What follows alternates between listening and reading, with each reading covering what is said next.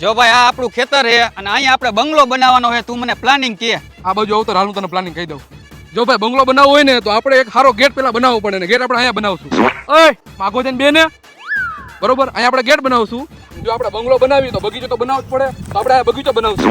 ઓય માગો છે ને બે ને અને બંગલો બનાવી તો નાવા માટે સ્વિમિંગ પુલ તો જોઈએ ને તો આપણે અહીંયા સ્વિમિંગ પુલ બનાવશું. ઓય કાકા માગો છે ને બે ને ભાઈ આપણે સ્વિમિંગ પુલ તો બનાવી નાખશું પણ આપણે બોર ક્યાં કરશું? બોર આપણે અહીંયા આગળ કરશું. એટલે હજી તો અહીંયા બેઠો હો કાકા માગો જાને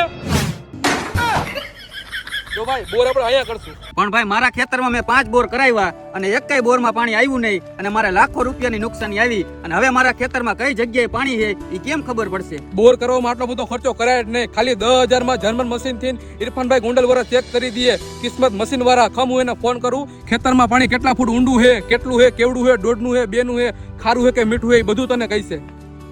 હા તો ઇરફાનભાઈ આ મારો ભાઈબંધ છે, આની વાડીમાં પાણી ક્યાં છે, કેટલા ફૂટ છે એ ચેક કરી દયો. હોય તો હા પાડજો, ન હોય તો ના પાડજો. આ જર્મન કંપનીનું મશીન છે. કેટલા ફૂટે ઊંડું છે, કેવું છે, કઈ જગ્યા છે, આમાં 80-90% રિઝલ્ટ મળે. હોય 10-15 ફેલ જાય. હવે કઈ જગ્યા છે એ આપણે જોવાનું ચાલુ કરી.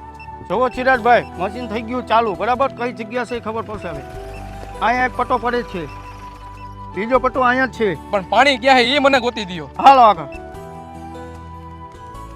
અહીંયા પાણી છે. હવે અહીંયા આપણે ચોકડી પડી ગઈ છે.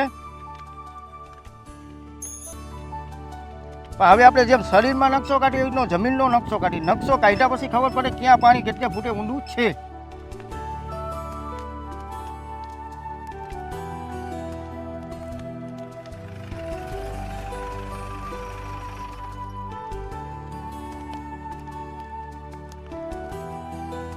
જોવામાં હવે આપણે નકશો આવી ગયો છે.